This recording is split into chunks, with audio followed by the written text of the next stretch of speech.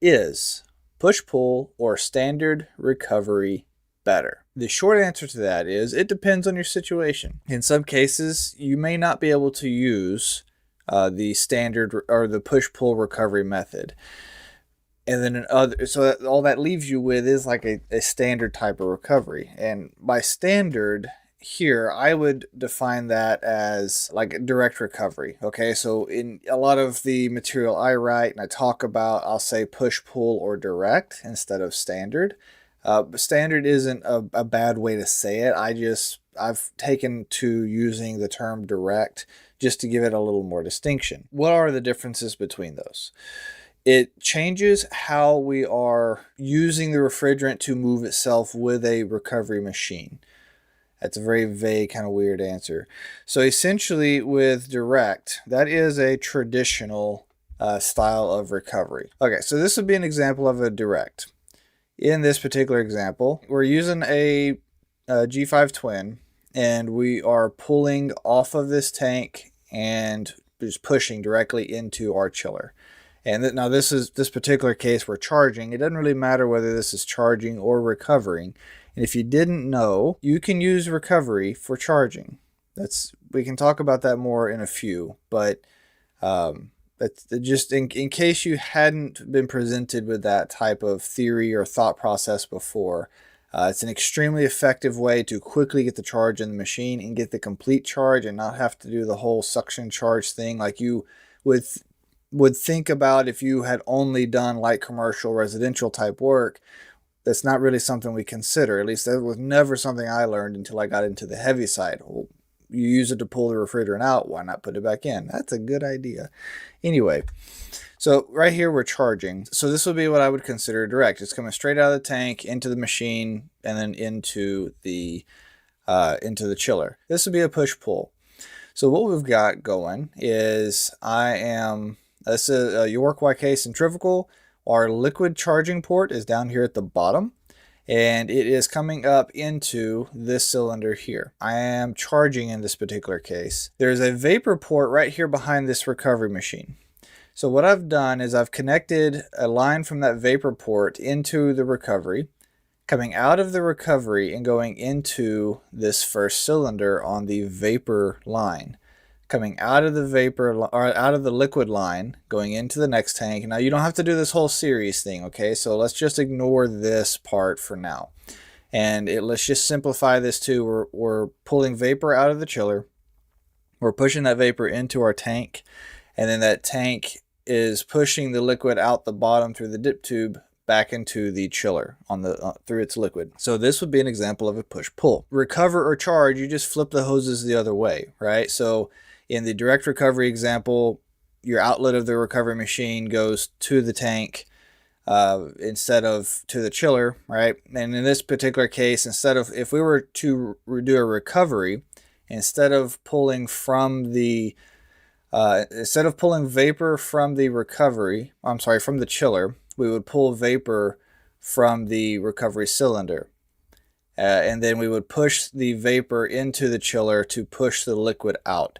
And that's where the whole push-pull comes from. That's the whole concept. We are pulling here and then pushing that, in it, specifically vapor. Okay? So as we do this to help us minimize or maximize our ability to manipulate how the refrigerant flows. With a recovery machine, our speed of recovery or charging depends on the pressure differential across our pump. So the lower we can keep that differential, the less the pump has to work to move the refrigerant, the smoother we can transfer that refrigerant. That's what we're doing in the end. We're just transferring from one place to another, whether it be into the cylinder or out of the cylinder. By using push-pull, its objective is to just move the liquid refrigerant. One of the caveats to push-pull is you still end up having to do a standard recovery process. The difference is you're only having to do it on the vapor that's left either in the chiller or in the recovery cylinder, depending on your circumstances. Why would we go through all that extra work? It's because it is faster. I've done several tests with this over the years, and I can move probably about twice as much refrigerant in the same amount of time. It takes about half the time if I can do a proper push-pull configuration compared to what it would take if I was running a standard direct recovery. And that's including, like, so I'm one that it depends on the recovery machine. You can't do this with all of them, but some of them you can move liquid through them. Not all of them. I want to really big caveat that here. Not all. So the ones that you can, I don't like. I'm a proponent for utilizing that feature. You can safely move liquid through them if you do it correctly. Okay, so that's. I don't want to get too far off on that tangent, but that's a very fast way to move refrigerant in a direct situation where your recovery machine is literally just pumping the liquid from one place to the other to maximize the flow rates. So doing that procedure and comparing that type of procedure to a push-pull, the push-pull is still about twice as fast. Why would that not always be an option? Well, for push-pull to work for recovery specifically, you have to have your liquid refrigerant consolidated into a single space. So we have lots of chillers that the refrigerant may consolidate, but we don't have an access port. I'll give a perfect example. A York YVAA, or even a YCIV as far as that goes, but especially the YVAA. The YVAA stacks the majority of its refrigerant in the evaporator at shutdown. And it's got, I mean, it's a perfect flooded evaporator. It's not even a DX style like the YCIV was. So all we need is just a port to pull from. And they give us this little dinky 1/4-inch port down by the filter dryer for where the adductor is. But, I mean, come on. When you're doing a YVAA, you end up having to do just a direct recovery on the entire circuit. That's been really the only legitimate way that me and anybody I've talked to has been able to do that recovery. There's just not, without adding a valve somewhere, there's not a way to do a push-pull because we don't have access to the consolidated liquid refrigerant, because that is what makes push-pull so valuable. The ability to move a large volume quickly of that liquid refrigerant, because the liquid is what kills your transfer times, not the vapor. The vapor really doesn't take that long if that's all that's there.